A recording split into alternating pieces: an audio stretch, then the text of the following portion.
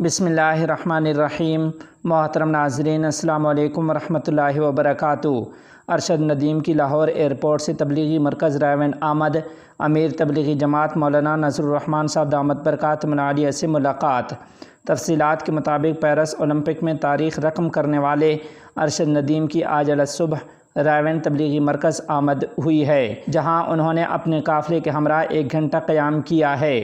اس موقع پر ان کی ملاقات رائیونڈ تبلیغی مرکز کے انچارج حضرت مولانا خورشید احمد صاحب مدظل العالی سے ہوئی، جس میں انہوں نے ارشد ندیم اور ان کے ہمراہ ساتھیوں کا اکرام کیا۔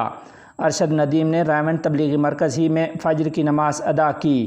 بعد ازاں انہیں مولانا خورشید احمد صاحب نے امیر تبلیغی جماعت حضرت مولانا نذر الرحمان صاحب مدظل العالی کی خدمت میں پیش کیا۔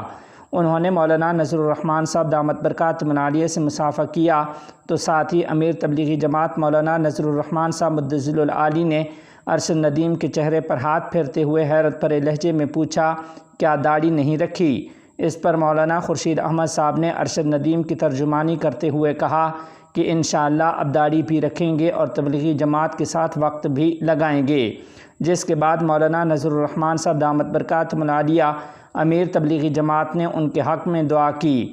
اس کے بعد ارشد ندیم تبلیغی مرکز رائیونڈ سے اپنے وطن میاں چنو روانہ ہوئے۔ یورپ سے آ رہے ہیں ابھی، یورپ سے، فرانس سے، ان کا کوئی مقابلہ تھا، اللہ نے ان کو فتح دی ہے تو سلام کرنا چاہ رہے ہیں۔